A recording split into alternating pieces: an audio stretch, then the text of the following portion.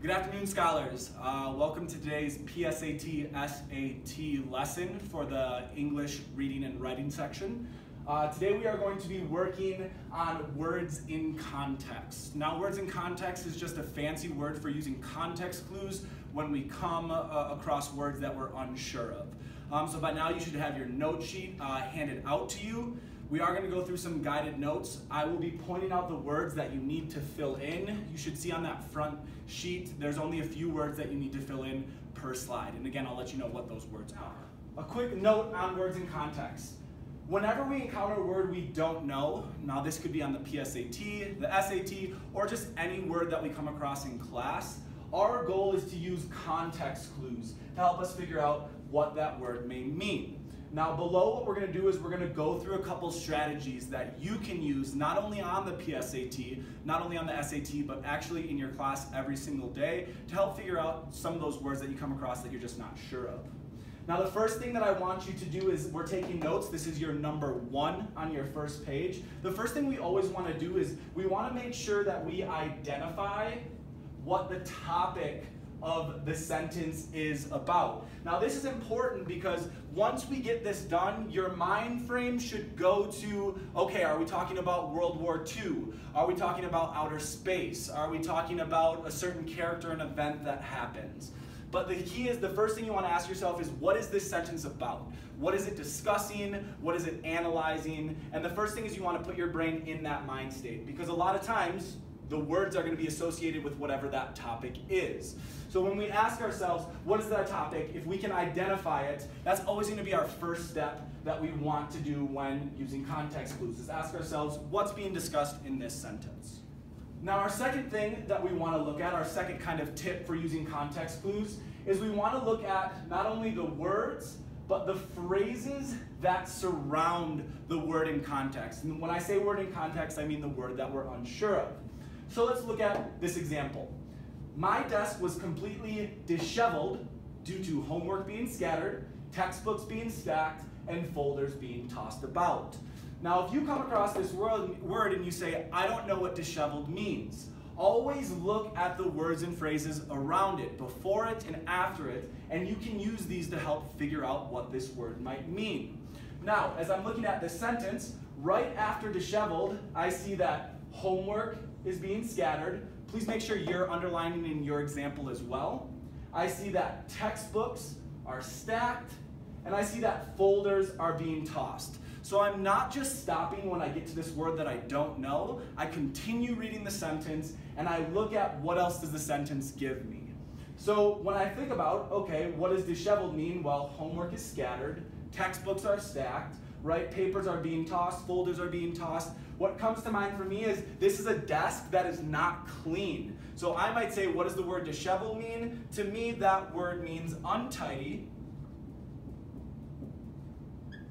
or messy. Again, make sure you are writing these down as well. They will help us out later on when we take our quiz. So again, we're looking at the words and phrases that are not just before the word that we don't know, but after as well. And those might give us clues, right, context clues, to figure out that disheveled means untidy and messy. Our third tip, does our sentence provide an example for us? A lot of times sentences will provide an example of what that word means, and it'll come later in the sentence, just like the example before. So, looking at our example, celestial bodies, including the sun, moon, and stars, have fascinated man through the centuries. So you come across this sentence and you go, I don't know what celestial means. Well, I continue reading. Does it give me an example of what a celestial body is? Well, it's telling me the sun, the moon, and the stars. Well, I know what those words mean. I know looking up into the sky, that's where I'm going to find those. So using my context clues, I might say, what does the word celestial mean? It's going to mean something in outer space.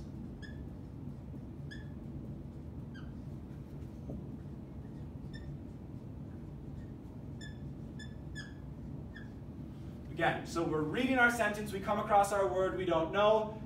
Looking those words or phrases, does that help? Maybe not. Does it provide an example for us? And in this case, it most certainly does. It tells us that celestial bodies are examples, the sun, the moon, and the stars.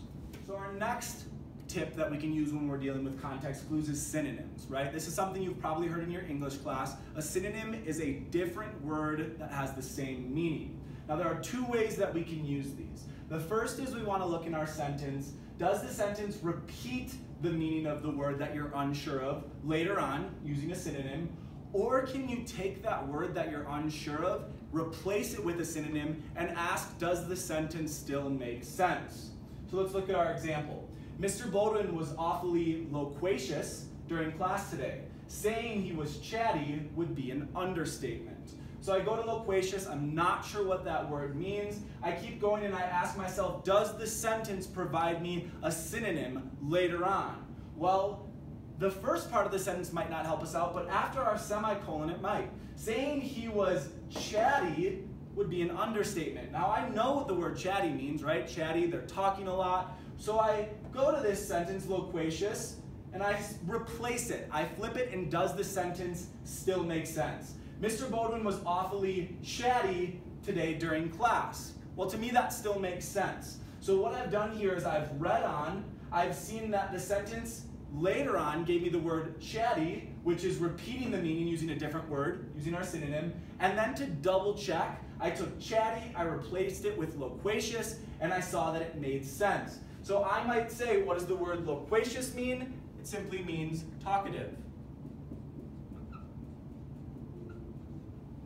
So again, that's our example of later on in the sentence, it provided us our synonym, and then we double checked, we took that synonym, replaced it with the word we are unsure of, saw if it still made sense, and we saw that yes it did. Now, along with synonym, which you've also probably heard of in your English class, are antonyms. Now, antonyms are the opposite, a word that has an opposite meaning, right? The antonym of cold is going to be hot.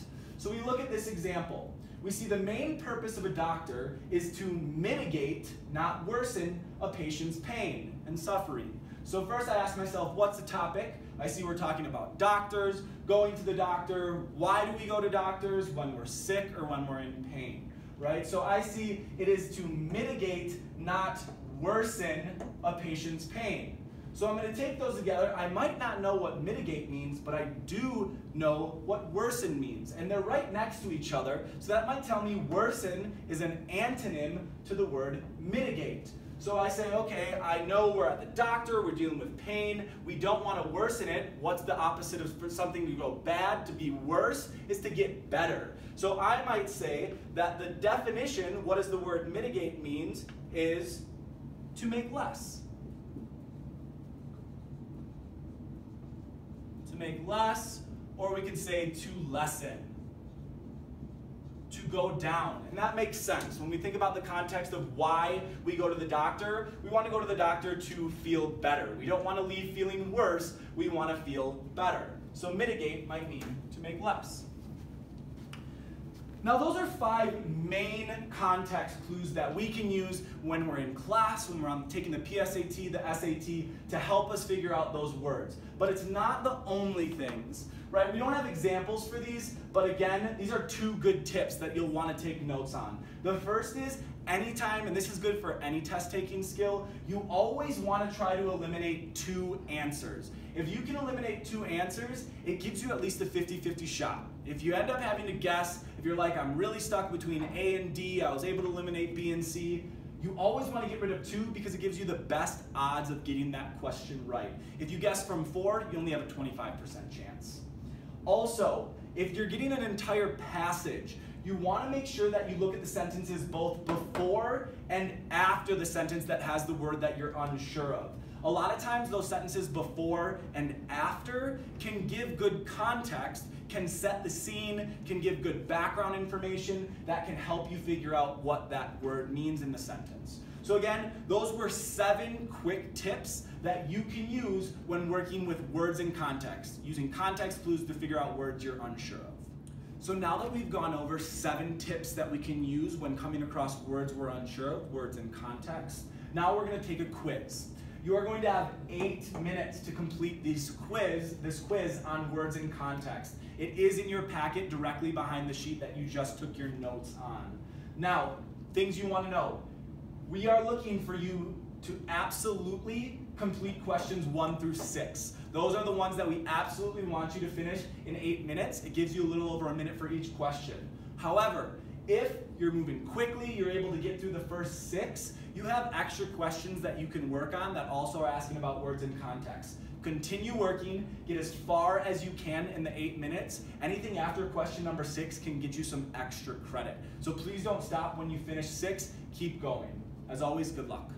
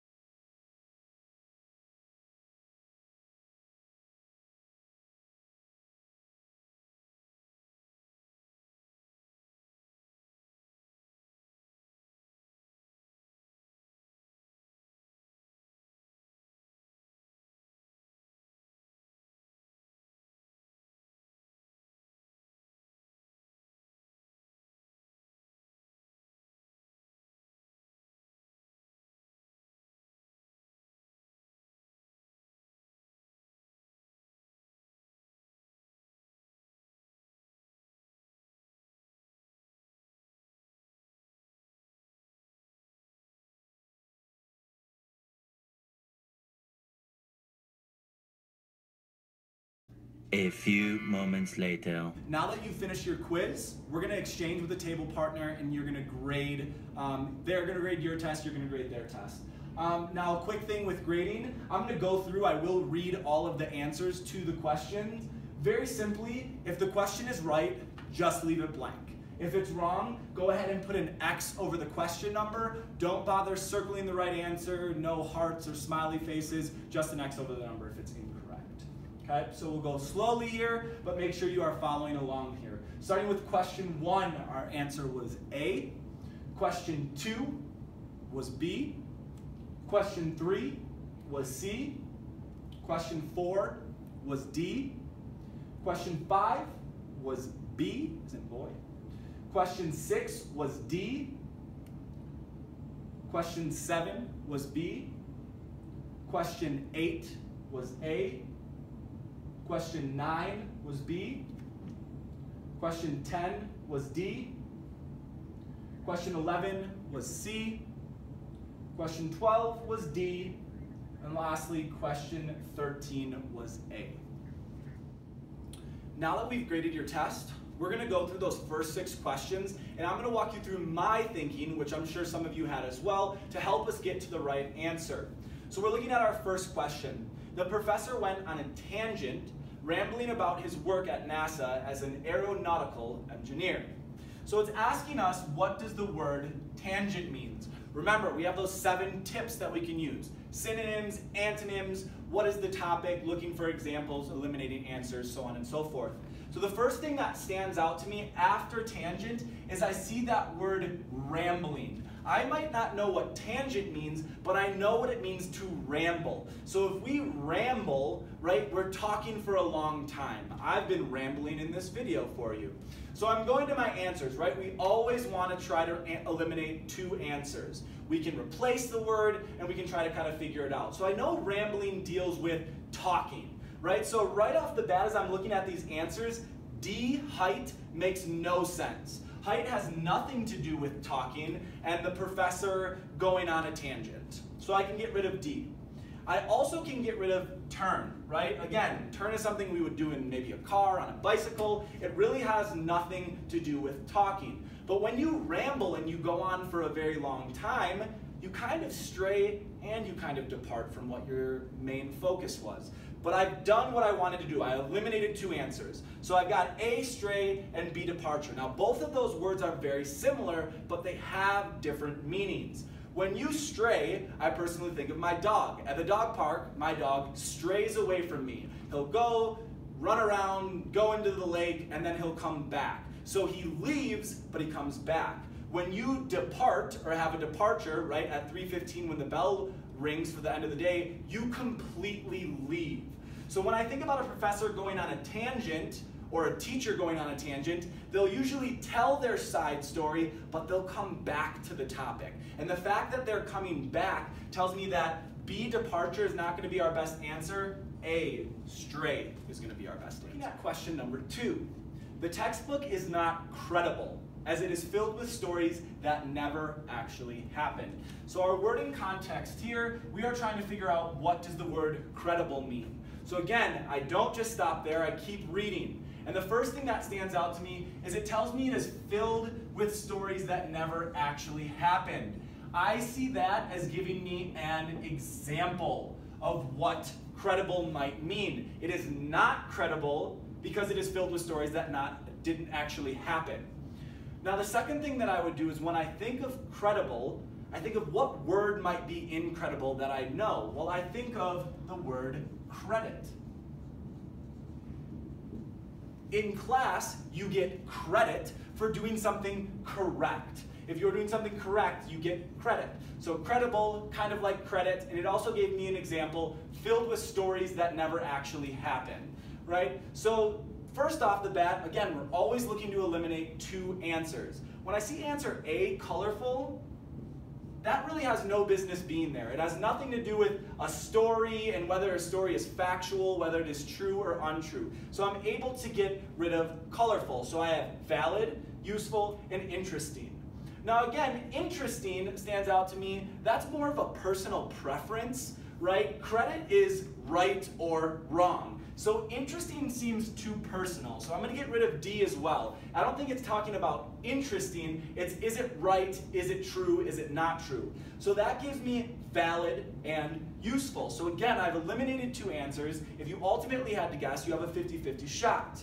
Well, when I think of useful, I think of synonyms. What does useful mean? If you're being useful, right, you're being helpful. Whereas if something is considered valid, it is true or proven. Well, again, I go back to my example, stories that never actually happened. That's maybe not necessarily helpful, but if they never happened, right, they're not true. They're not proven. So using my context clues, figuring out what credible means, I would go with B, valid. On to question number 3. Since the class was lackluster, many students played with their cell phones. So our word in context here is going to be lackluster.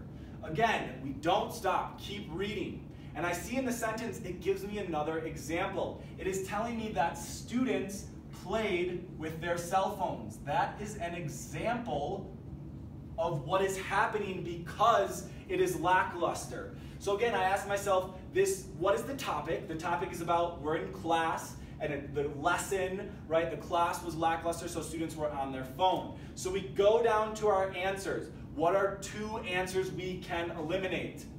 The first one that stands out to me is dark. Dark has to do with light or dark. What would that have to do with students playing on their phone? It's not that a student plays on their phone because the room is dark, right? So I'm able to get rid of B.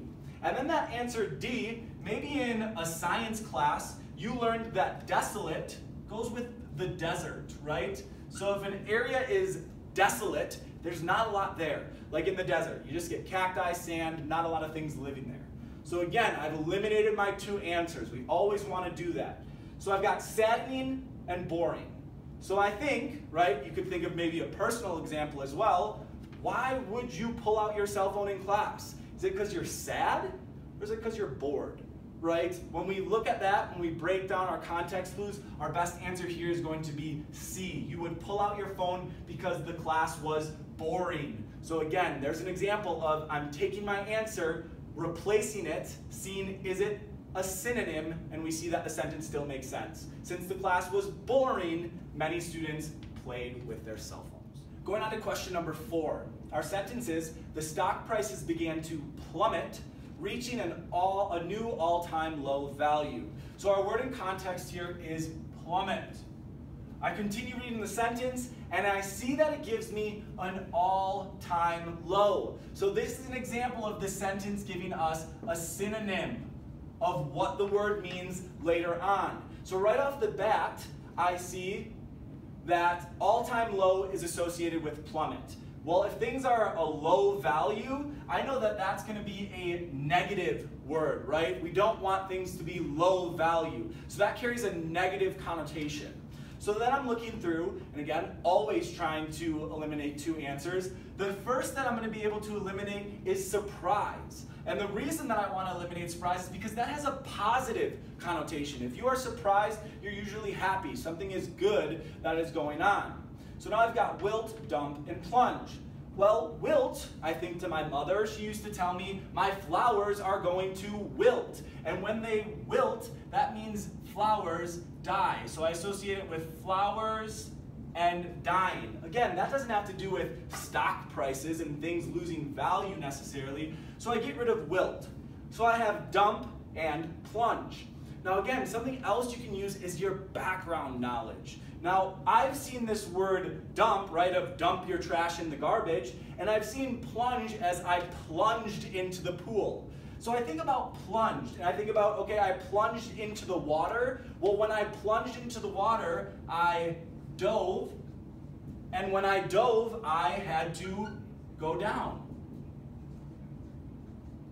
So I went down. Okay, well that's what my brain tells me I know about the word plunge. Plunge, I dove, I went down, and I see all-time low. Plummet means to go down, so our best answer is going to be D, plunge.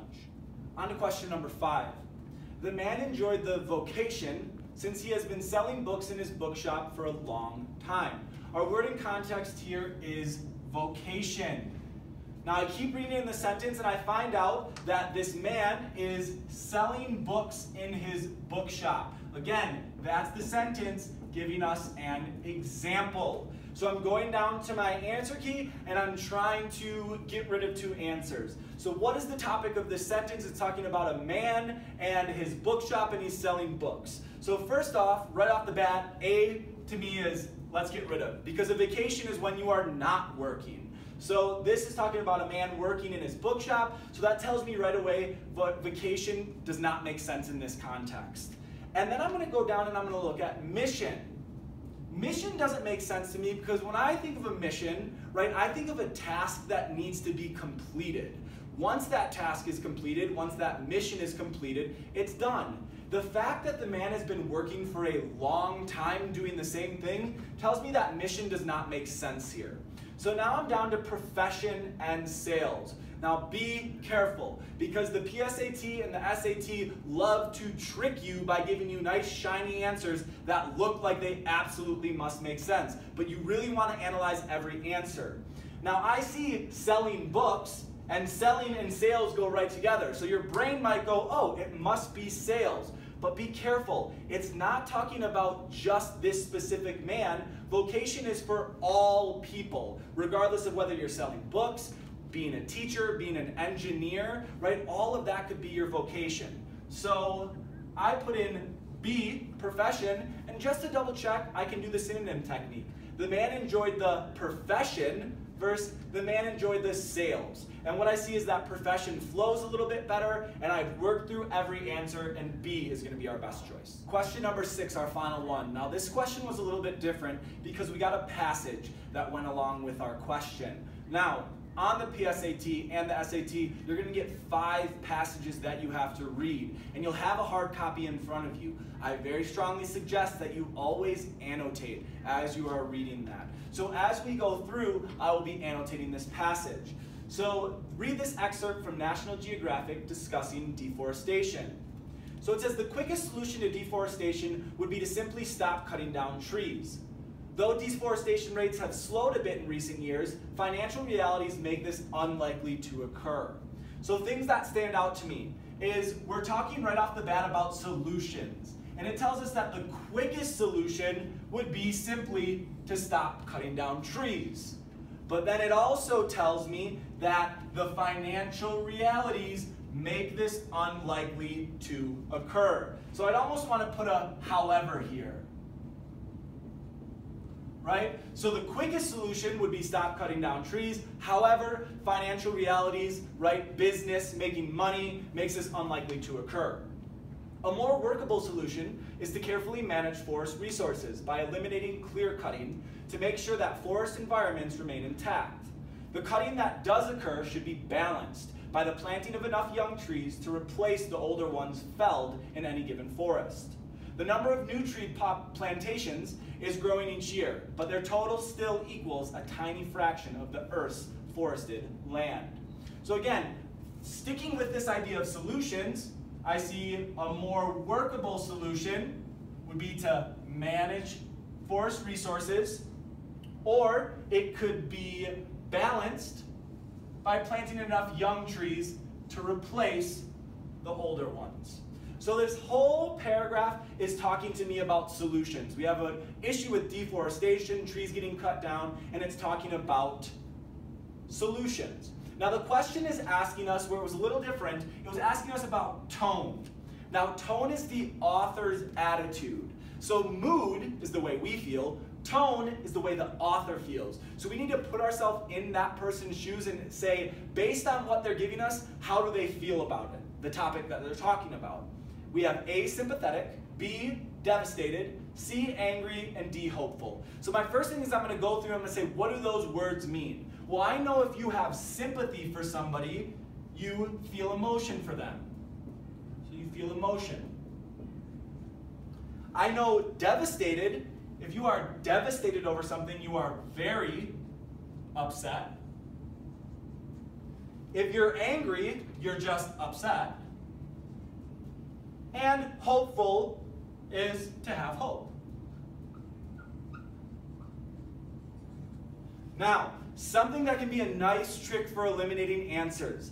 I look at devastated and angry. Those words essentially mean the same thing. The PSAT and the SAT will rarely make you pick between two words that are synonyms. So if you see two words where you go, I know these two mean the same thing, a lot of times the PSAT is not going to make you choose between them, and you can get rid of those. But also when I think of being upset, I don't see any language or words that show that the author of this piece is mad or angry. He's simply providing us with solutions. So that right off the bat allows me to eliminate B and C. So now I'm down to my 50-50 shot, but I'm going to keep going. So I want to ask, is the author's attitude sympathetic or is he hopeful, right? Again, when I look at the diction or the word choice, I don't see a lot of emotional language. Again, we picked out that he's just giving solutions. He's trying to fix the problem. And if you have answers to a problem, you should feel hope because you have the solution to what is wrong. So when I break that down and I look at what the paragraph's talking about, my best answer is going to be D. The tone is hopeful. So that was our first lesson on PSAT, SAT prep, and today we focused on words in context or using context clues. Hopefully those tips were helpful for you when you took your quiz, but remember, it's not something that just has to be used on the SAT and the PSAT. Use it in your everyday class, and hopefully you can figure out what some of those words